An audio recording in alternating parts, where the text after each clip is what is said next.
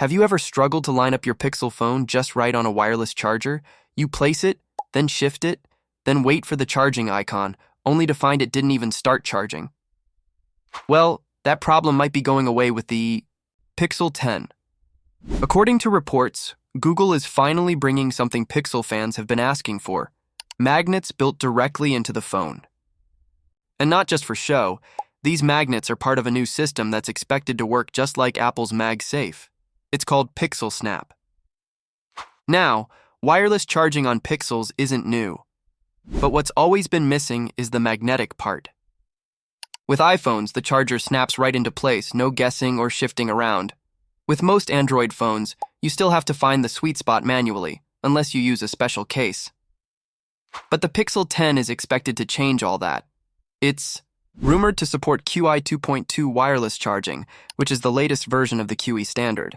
QI 2.2 adds magnetic alignment, so the phone always charges in the right position.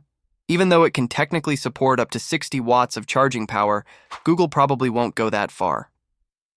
Most flagship phones today use around 15 watts to 30 watts for wireless charging to avoid overheating. What this really means is a much better charging experience: cleaner, easier, and more reliable. So what is Pixelsnap exactly? Leaks suggest that Google is working on 3 main accessories to go with the Pixel 10 bond: a Pixelsnap charger, which is your basic magnetic charging puck; a Pixelsnap charger with stand, perfect for your desk or nightstand; and a Pixelsnap ring stand, which works like a grip for your fingers and a kickstand when you're watching videos. If this all sounds a bit familiar, that's because Apple has offered similar accessories for years under the MagSafe brand. But for Android, this could be a first. While some Android phones support QI2 charging, most skip the magnets. Samsung has tested a few magnetic accessories here and there, but there hasn't been a real push across the Android world.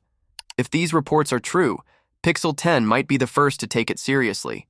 This could also mean better accessory support down the line. With magnets in the phone itself, accessory makers will have a clear standard to work with, no more depending on cases with extra magnets. Android Authority even spotted evidence of Pixelsnap accessories tied directly to the Pixel 10 in code listings, which is a strong sign that this isn't just a test. Google might actually launch the full system later this year. So when is all this happening? Google is expected to hold its Made by Google event in August. That's likely when we'll get the full reveal, including the phone, accessories, and final charging details. Will it be a game changer? That depends. But for many Pixel users, this kind of quality of life upgrade could really make a difference in day-to-day use. Sometimes, it's not the flashy features that matter most. It's the small improvements that make using your phone easier and more enjoyable. So what do you think? Would built-in magnets and better wireless charging make you want the Pixel 10? Tell us what you think in the comments. And if you enjoyed this video, make sure to like it and subscribe so you don't miss the next tech update. Thanks for watching, and we'll see you in the next one. Is a foldable phone finally going to feel as slim and light as the phones we're used to? That's the question on many people's minds as leaks around the Samsung Galaxy Z Fold 7 continue to build excitement. Based on what's being said by trusted sources, Samsung might be ready to surprise everyone with a foldable phone that could end up thinner than most regular smartphones. For years, one of the biggest complaints about foldable phones was how thick and bulky they felt, especially when folded. But this time, Samsung seems to be doing something different. According to a well-known tipster named Ice Universe, the Galaxy Z Fold 7 could measure just 3.9 millimeters when open and 8.9 millimeters when closed.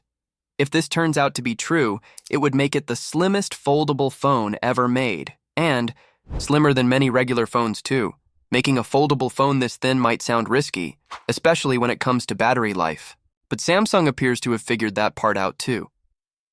The Fold 7 is expected to have a 4400 mAh battery, which is actually quite solid for such a compact design.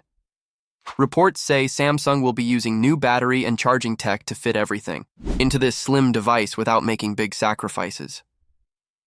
This focus on thinner designs isn't just about the Fold series. The Galaxy Z Flip 7 is also expected to follow the same path. A certification listing revealed that it might come with a 4300 mAh battery, which is a big upgrade compared to previous flip models. It shows that Samsung wants to create foldables that don't just look better, but also last longer on a single charge. It's not only the foldables that are getting slimmer. There are also rumors about the Galaxy S26 coming with a thin design as part of this same strategy. Rather than packing in massive batteries, Samsung seems to be aiming for phones that feel light, look elegant, and still offer solid performance. When it comes to what's powering these phones, the Fold 7 will likely be using the Snapdragon 8 Elite processor. This is expected to be one of the fastest and most efficient chips out there. On the other hand, the Flip 7 might feature the Exynos 2500 processor in some regions, which could help Samsung manage pricing better without a major drop in performance. Both the Galaxy Z Fold 7 and Galaxy Z Flip 7 are rumored to launch in July 2025. They're expected to come with Android 16 and Samsung's new One UI 8.0 software right out of the box, giving users the latest features and design upgrades from day one, and Samsung isn't stopping there. Another leak suggests that the company is also working on a super thin regular smartphone called the Galaxy S25 Edge. If true, this device will be just 5.8 millimeters thick, making it one of the slimmest non-foldable smartphones we've seen so far. The Galaxy S25 Edge is expected to come with a 6.7-inch display, a 200-megapixel and 12-megapixel dual camera setup on the back, a 12-megapixel front camera, the Snapdragon 8 Elite chip, 12 gigabytes of RAM, and either 256 or 512 gigabytes of storage. The battery might be slightly smaller at 3900 mAh, but again, Samsung's updated battery technology could help stretch out its life. This year, Samsung's big move seems clear. Focus on thinner, sleeker devices that still deliver good performance and battery life. And with more people wanting lighter and more pocket-friendly phones, this could be a smart way to stand out from the rest of the competition. Drop your thoughts in the comments, and if you want to keep up with the latest updates on upcoming phones, make sure to like this video and subscribe to our channel. The upcoming Pixel 10 series has been generating a lot of excitement, but a new leak suggests the performance might not meet expectations. Google's Tensor G5 processor, which was expected to bring a significant boost, might not be much different from its predecessor, the Tensor G4. This is surprising, considering Google is designing the chip completely in-house for the first time. Many had hoped this would allow the company to compete with Apple's A-series chips and Qualcomm's Snapdragon processors. However, new reports indicate that the improvements may not be as impressive as anticipated. For years, Google's Tensor chips have been produced by Samsung Foundry, incorporating elements from Samsung's Exynos processors. While Google has made customizations, Tensor chips have struggled to match the performance and efficiency of flagship competitors. That's why the decision to develop the Tensor G5 from the ground up was seen as a major step forward. Moving away from Samsung's technology and manufacturing processes, Google aimed to create a chip optimized for its Pixel devices, focusing on AI performance and power efficiency. A key change with the Tensor G5 is its production shift to TSMC, the world's most advanced contract chip manufacturer. Unlike the Tensor G4, which was built on Samsung's 4nm process, the G5 will be produced using TSMC's third-generation 3nm process, N3P. This transition should, in theory, result in a more powerful and energy-efficient chip. On paper, it seems like a great move. TSMC has a strong reputation for making high-performance, power-efficient chips, which is why companies like Apple and Qualcomm also rely on them. With these upgrades, many expected the Tensor G5 to offer a significant leap in performance.